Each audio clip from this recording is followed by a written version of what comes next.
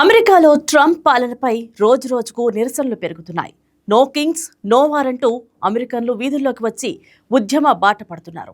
మార్చి 28, 2026న అమెరికాలో జరిగిన no Kings నిరసనలు అమెరికా చరిత్రలో ఒకే రోజు జరిగిన అతిపెద్ద ఉద్యమంగా చరిత్రకెక్కింది.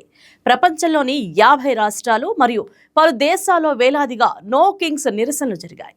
మిలియన్ల మంది ప్రజలు ట్రంప్ పరిపాలనా విధానాలకు వ్యతిరేకంగా రోడ్లపైకి వచ్చారు. 3,100కు పైగా కార్యక్రమాల్లో 80 లక్షలకు పైగా ప్రజలు పాల్గొన్నారు.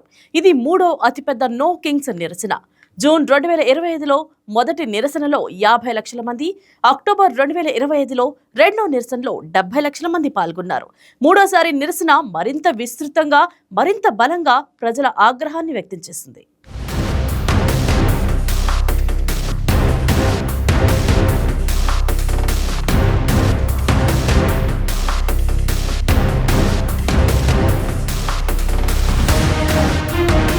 ట్రంప్ పాలనలో అతని నిరంకుశ ధోరణి, కఠిన వలస విధానాలు, వాతావరణ మార్పు నిరాకరణ, ఇరాన్తో యుద్ధం వంటి అంశాలపై ప్రజలు పెద్ద ఎత్తున నిరసన వ్యక్తం చేశారు. 50-51 మూవ్మెంట్ పేరిట ఈ నిరసనలు నిర్వహించారు. 50 రాష్ట్రాలు, 50 నిరసనలు, ఒక ఉద్యమం అని దీని అర్థం.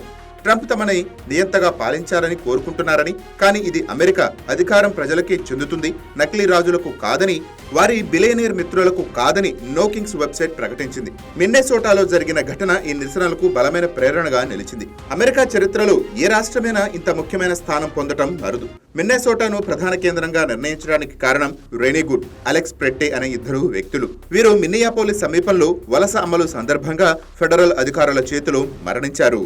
మిన్నెసోటా క్యాపిటల్ వద్ద జరిగిన ర్యాలీలో senator Bernie Sanders, rock legend Bruce Springsteen, నటి Jane Fonda, American Federation of Teachers అధ్యక్షురాలు రాండీ వింగార్టెన్ సహా పలు ప్రముఖులు పాల్గొన్నారు. సెనేటర్ బెర్నీ శాండర్స్ మిన్నెసోటా ప్రజలను ప్రశంసిస్తూ ఇది అమెరికా చరిత్రలో అభూతపూర్వమైన మరియు ప్రమాదకరమైన సందర్భమని హెచ్చరించారు. బ్రూస్ స్ప్రింగ్స్టీన్ మిన్నెసోటాను యావత్ దేశానికి స్ఫూర్తి అని అభివర్ణించారు. క్యాపిటల్ మెట్ల మీద ఒక భారీ ప్లకార్డు ఉంచారు. మాకు విజిల్స్ ఉన్నాయి, వారికి తుపాకీలు ఉన్నాయి. విప్లవం మిన్నియాపోలిస్ నుంచే మొదలవుతుంది.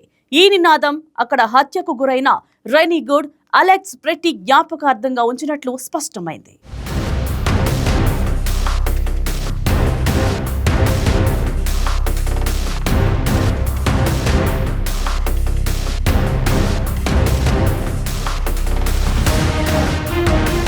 న్యూయార్కులో జరిగిన నో కింగ్స్ నిరసనలో ఆస్కార్ విజేత నటుడు రాబర్ట్ డి నోరో ప్రసంగించారు. ట్రంప్ తమ స్వేచ్ఛకు, భద్రతకు ముప్పని, ఆయన్ని ఆపాల్సిందేనని గర్జించారు. అనవసరమైన యుద్ధాల్లో వనరులు వృధా చేస్తున్నారని, సైనికులను బలి చేస్తున్నారని ఆరోపించారు. వాషింగ్టన్లో వందలాది మంది లింకన్ మెమోరియల్ దాటి నేషనల్ మాల్ వరకు మార్చి నిర్వహించారు. Put down the clown and regime change begins at home వంటి సందేశాలతో ప్లకార్డులు పట్టుకున్నారు. లాస్ ఏంజల్స్ లో సుమారు 1000 మంది రాయల్ బల్ ఫెడరల్ బిల్డింగ్ చుట్టూ చేరారు. డిపార్ట్మెంట్ ఆఫ్ హోమ్లాండ్ సెక్యూరిటీ ప్రకారం కొందరు రాళ్లు, బాటిళ్లు మరియు సిమెంట్ బ్లాకులు విసిరారు. 2 పోలీస్ అధికారులకు గాయాలు అయ్యాయి. 2 నిరసనకారులు అరెస్ట్ అయ్యారు కూడా. బోస్టన్ కామన్లో భారీ జనాభా చేరింది. నిర్వాహకులు 1 లక్ష కంటే ఎక్కువ మంది వస్తారని అంచనా వేశారు. షాండియోగోలో సుమారు 40,000 మంది మార్చు చేసినట్లు పోలీసులు ధృవీకరించారు. పోర్ట్లాండ్లో డ్రమ్ బీట్ కు అనుగుణంగా భారీ జనసమూహం మార్చ్ చేరింది. No war, so sad, even introverts are here వంటి సందేశాలతో ప్లకార్డులు కనిపించాయి. న్యూయార్క్ రాష్ట్రం నుంచి ట్రంప్ 66% ఓట్లు సాధించినా ఐడాహోలోని 2,000 జనాభా కలిగిన చిన్న పట్టణం డ్రిక్స్ వరకు ప్రజలు నిరసనల్లో పాల్గొన్నారు. అలస్కాలోని కోర్ట్ జడ్జి వంటి మారుమూల ప్రాంతాల్లో కూడా నిరసనలు జరిగాయి. ఈ నిరసనల్లో గమనించదగ్గ విశేషం ఏమిటంటే అవి కేవలం డెమోక్రటిక్ ప్రాంతాలకు పరిమితం కాలేదు. టెక్సాస్, ఫ్లోరిడా, ఒహాయో రాష్ట్రాలు ప్రతి ఒక్కటి 100కు పైగా నిరసన కార్యక్రమాలను నిర్వహించాయి. ఐడాహో, వయోమింగ్, యటా వంటి రాష్ట్రాల్లో కూడా 2 అంకెల సంఖ్యలో నిరసనలు జరిగాయి. 3/2 నిరసనలు పెద్ద నగరాలకు వెలుపల, చిన్న పట్టణాల, గ్రామీణ ప్రాంతాల్లో జరిగాయి. ముఖ్యంగా సాంప్రదాయవాద రాష్ట్రాల్లో నమోదులు పెరిగాయి. ట్రంప్ అనుమతి రేటు 40% కంటే తక్కువ పడిపోవడంతో నవంబర్ మిడ్ టర్మ్ ఎన్నికల్లో రిపబ్లిక్లను 2 సభలపై పట్టు కోల్పోయే ప్రమాదం ఉందని విశ్లేషకులు హెచ్చరిస్తున్నారు.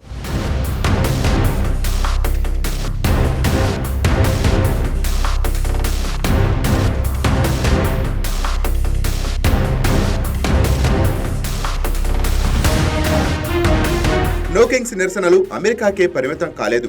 యూరప్ లో 20,000 మందికి పైగా ఆమ్స్టర్డామ్, మాడ్రిడ్, రోమ్ నగరాల్లో భారీ పోలీస్ బందోబస్తు మధ్య మార్చు చేశారు. ఫ్రాన్స్ లో నివసిస్తున్న అమెరికన్లతో పాటు ఫ్రెంచ్ లేబర్ యూనియన్లు, మానవ హక్కుల సంస్థలు బాస్టిల్ దగ్గర సమావేశం అయ్యాయి.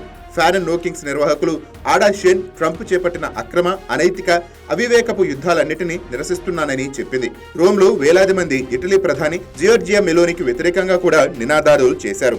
ఇరాన్పై అమెరికా, ఇజ్రాయెల్ దాడులను ఖండిస్తూ యుద్ధాలు లేని ప్రపంచం కోసం అని బ్యానర్లు పట్టుకున్నారు. లండన్లో ఇరాన్ యుద్ధాన్ని నిరసిస్తూ stop the far right, stand up to racism బ్యానర్లు పట్టుకొని నిరసన వ్యక్తం చేశారు. రాజ్యాంగ రాచరికలు ఉన్న దేశాల్లో నో కింగ్స్ బదులు నో టైరెంట్స్ అని నిరసన వ్యక్తం చేశారు. యూరప్ నుంచి లాటిన్ అమెరికా, ఆస్ట్రేలియా వరకు కూడా 1 డజనుకు పైగా దేశాల్లో నిరసనలు జరిగాయి. ఇరాన్తో యుద్ధం వల్ల గ్యాసోలిన్ ధరలు విపరీతంగా పెరిగాయి. ఆర్థిక వ్యవస్థ దిగజారిపోయింది. ఇవి నిరసనకారుల కోపానికి ప్రధాన కారణాలు. నటుడు డినీరో తన ప్రసంగంలో ట్రంప్ అనవసరమైన యుద్ధాల్లో అమెరికా వనరులు వృధా చేస్తున్నారని, సైనికులను బలి చేస్తున్నారని, అమాయక ప్రజలను చంపిస్తున్నారని తీవ్రంగా విమర్శించారు. అమెరికా సైనికులు అమ్మకానికి లేరని నిరసనకారులు చేసిన నినాదాలు ప్రత్యేకంగా దేశవ్యాప్తంగా ప్రతిధ్వనించాయి. యుద్ధం వల్ల జీవన వ్యయం మోయలేని విధంగా పెరిగిపోవడం సామాన్య ప్రజలను భారీగా రోడ్లపైకి తీసుకొచ్చింది. ట్రంప్ పాలనలో ముఖ్యంగా మిన్నెసోటాలో జరిగిన వలస అమల చర్యలు నిరసనకారుల దీర్ఘ జాబితాలో ఒక అంశంగా ఉన్నాయి. దీంతో పాటు ట్రాన్స్జెండర్ హక్కులపై నిషేధాలు కూడా ప్రతిఘటనకు కారణమయ్యాయి. వాషింగ్టన్ డీసీలో న్యూయార్క్ సివిల్ లిబర్టీస్ యూనియన్ అధ్యక్షురాలు డోన్నా లిబర్మన్ మాట్లాడుతూ ట్రంప్, ఆయన మద్దతుదారులు ప్రజల నిరసన చేయడానికి భయపడాలని కోరుకుంటున్నారని అన్నారు.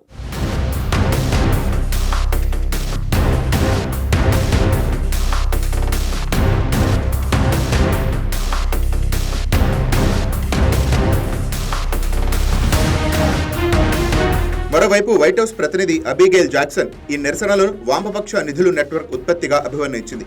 వాస్తవంగా ఈ నిరసనలకు ఎలాంటి ప్రజా మద్దతు లేదన్నారు. ఈ ట్రంప్ డీరేంజ్మెంట్ థెరపీ సెక్షన్లను కేవలం కవర్ చేయడానికి పెట్టుకున్న రిపోర్టర్లు మాత్రమే పట్టించుకుంటారని సెటైర్లు పేల్చారు. ఇంకోవైపు ఫ్యాక్స్ న్యూస్ విచారణలో $50 కోట్ల వార్షిక ఆదాయం ఉన్న 500 సంస్థల నెట్వర్క్ ఈ నిరసనలకు వెనుక ఉందని, ఇందులో కమ్యూనిస్టు సంస్థలు కూడా ఉన్నాయని ఆరోపించారు. ప్రధాన సమన్వయ సంస్థ అయిన ఇండివిజిబుల్ జార్జ్ సోరోస్ నిధులతో నడుస్తుందని అభియోగాలు చేశారు. అయితే నిరసనల్లో పాల్గొన్న సాధారణ పౌరులు ఈ ఆరోపణలను తోసిపుచ్చారు. నిరసనల్లో పాల్గొన్న అన్న అనే ఒక మహిళ మాట్లాడుతూ తమ సమాజాల కోసం, తమ పొరుగువారి కోసం ఇక్కడకు వచ్చామని, ఇలాంటి పరిస్థితిని ఆమోదించమని చెప్పింది.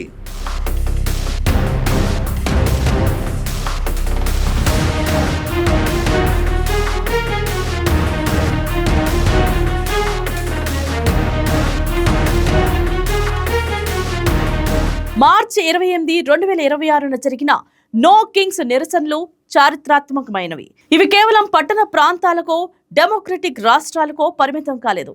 అమెరికా మారుమూల గ్రామాల వరకు, యూరోప్ నుంచి ఆస్ట్రేలియా వరకు విస్తరించాయి. అమెరికా చరిత్రలో ఒకే రోజు అత్యధిక నిరసనలు జరిగిన రికార్డు ఈ ఉద్యమం సొంతం చేసుకుంది. ఇరాన్ యుద్ధం, వలస విధానాలు, జీవన వ్యయం పెరుగుదల, ప్రజాస్వామ్య హక్కులపై దాడి, ఇవన్నీ కలిసి ప్రజల్లో నిద్రపోతున్న ఆగ్రహాన్ని మేల్కొలిపాయి. ట్రంప్ పాలన దీని వామపక్ష కుతంత్రమని కొట్టిపారేసిన గ్రామీణ సాంప్రదాయవాద ప్రాంతాల నుంచి కూడా పెరుగుతున్న నిరసనని వైట్ హౌస్ విస్మరించలేని పరిస్థితి ఏర్పడింది. ముందుకు వస్తున్న మిడ్ టర్మ్ ఎన్నికల నేపథ్యంలో ఈ ఉద్యమం రాజకీయంగా నిర్ణయాత్మక పాత్ర పోషిస్తుందని విశ్లేషకులు అంచనా వేస్తున్నారు. Please subscribe to YK TV Network. Please subscribe to YK TV. Please watch YK News.